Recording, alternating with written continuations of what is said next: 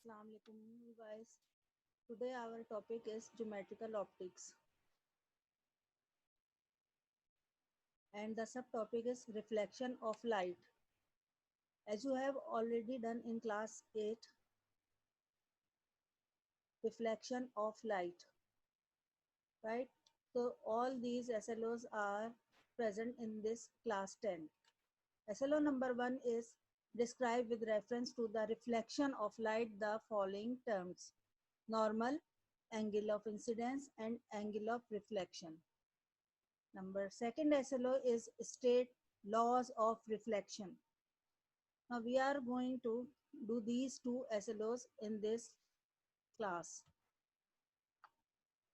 Reflection of light. You know what is the reflection of light? You already have done in class 8.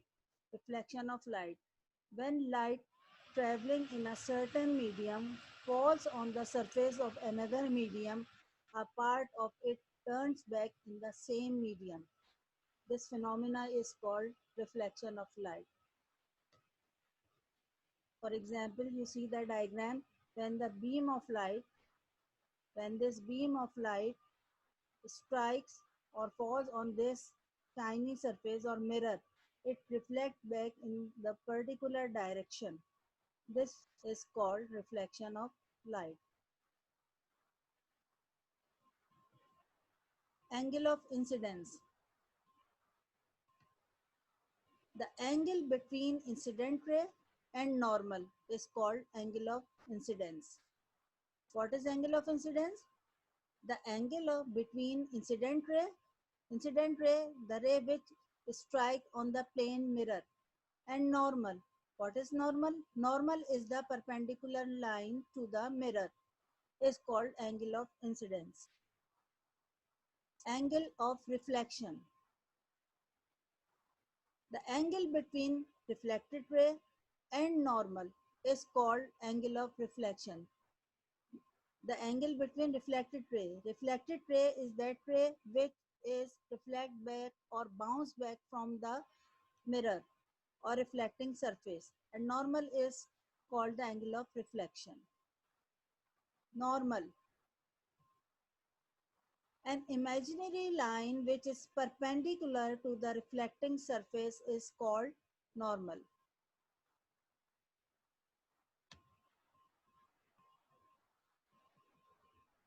Laws of reflection. There are two laws of reflection. Reflection occurs when these two laws are obeyed. First law of reflection. What is the first law of reflection? The angle of incidence is equals to the angle of reflection. That means if angle of incidence is 30 degree, the angle of reflection will also be of 30 degree. It is necessary. It is the rule.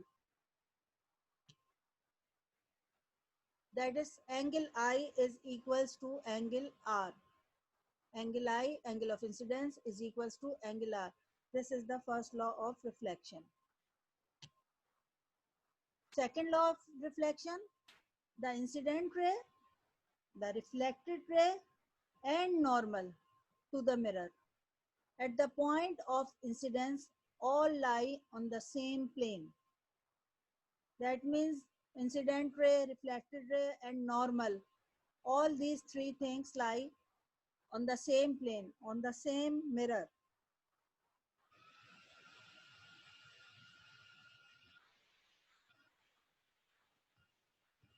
Plane mirror. You see the diagram? This is a plane mirror, right? Plane mirror. This ray is incident ray. The arrowhead shows this is the incident ray. This ray is reflected ray.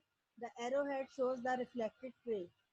The angle between normal and the incident ray, this angle is called angle of incidence. Similarly, this is the reflected ray and the normal. The angle between reflected ray and normal is called angle of reflection. Both the angles are equal. in magnitude. For example, this angle is of 45 degree, angle R is also for 45 degree. This is the second law or first law of reflection. And all three things, incident ray, normal, reflected ray, at the point of incidence all lie on the same plane. This is the second law of reflection.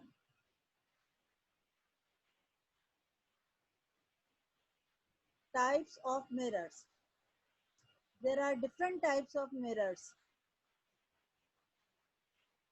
Number one, plane mirror. Number two, spherical mirrors. Plane mirror is the mirror which you have seen in your dressing table or in the school or everywhere. This is called the plane mirror. And other type of mirror is spherical mirrors. Spherical mirrors are also subdivided into two types: concave mirror and convex mirror. Right? So basically there are two types of mirror: plane mirror and spherical mirror. Spherical mirrors are also subdivided into two types: concave mirror and convex mirror. Friends, you have done these things in class 8. It is only for your revision. Spherical mirrors. So what are spherical mirrors? Spherical mirror is a curved mirror which is a part of a hollow sphere. Spherical mirror is a curved mirror which is a part of a hollow sphere. So, concave mirror. If the inner side of the mirror is polished or shiny to reflect light, it is called concave or converging mirror. That means inner side is shiny, just like the spoon. If you take the spoon, the inner side of the spoon is shiny and polished, then it is called concave mirror, right? Inside, inner side of the spoon is just like a concave mirror. Similarly, convex mirror. If outer side of the mirror is polished or shiny to reflect light, it is called convex or diverging mirror. Concave mirror is also called converging mirror because it converges parallel beam of light. Convex mirror is also called diverging mirror because it diverges the parallel beam of light. So if you see that outer side of the spoon, it looks like the convex mirror.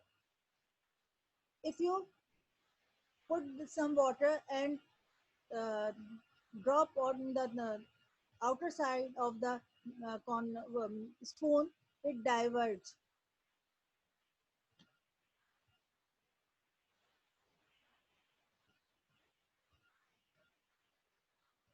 These are the diagrams of the concave or convex mirror. Concave mirror, this is the converging mirror. Concave mirror is converging mirror. You see, inner side, this side is inner side. It is polished or shiny. When light rays, these 4 rays, 5 rays falls onto this shiny or curved surface, it reflect back in a particular direction and gather at one point. This type of mirror is called converging mirror. The outer side is painted. This side is painted or polished but not shiny, right? This is called concave mirror. Convex mirror. The outer side, this side, bulging side, is shiny side, is polished to reflect light. When beam of light or rays of light strike or falls on this shiny surface, it diverges. You see, it diverges. Every ray diverges, right? So this is also called diverging mirror or convex mirror. These are some pictures of the convex or concave mirror. These are concave mirror. It is converging. The inner side is polished, curved, and it is bulging. It is outer side is polished or uh, shiny. These are the examples of the plane mirror, right? These are the examples of the plane mirror.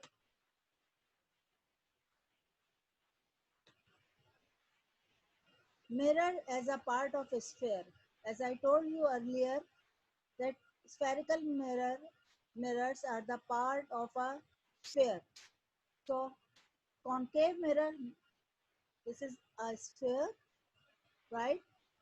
This C is the center of curvature or center of the sphere. This is the radius of curvature. That means radius of the sphere. This side is painted or inner side is polished to reflect light as it is concave mirror. This is whole the hollow sphere. This line which is passing through the center of curvature to the pole is called principal axis. And this center of the concave mirror is called pole. So how many terms are there? Radius of curvature. Radius of the curvature is the distance between pole and center of curvature. Center of curvature is the part of the center part of the hollow sphere. The line which joining the center of curvature to the pole is called principal axis, and the center part of the curved surface is called pole. So inner part is polished, so it is concave mirror, or here the outer part is polished, this part is polished, so it is called convex mirror. The radius of curvature is inside the hollow sphere. Principal axis is this line passing through, and this is the pole of the convex mirror.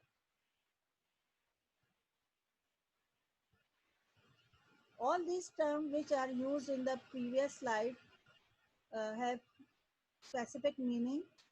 Center of curvature, as I told you, center of curvature. A spherical mirror is a part of hollow sphere.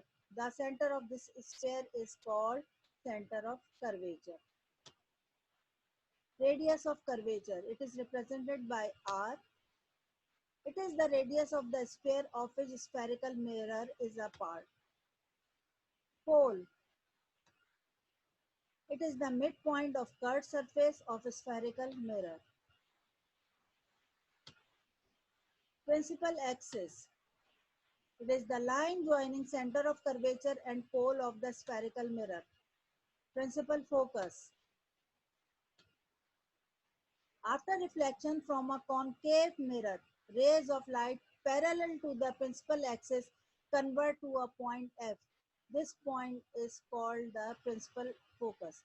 That means after reflection, all the rays of light gather or intersect each other at a single point. This point is called principal focus.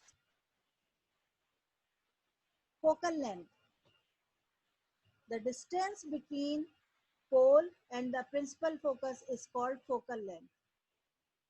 And radius of curvature is twice the focal length, or focal length is the half of the radius of curvature. That means if the radius of curvature is 10 centimeter, then the focal length is 5 centimeter. And if the focal length is 5 centimeter, then 5 multiplied by 2, the radius of curvature is 10 centimeter.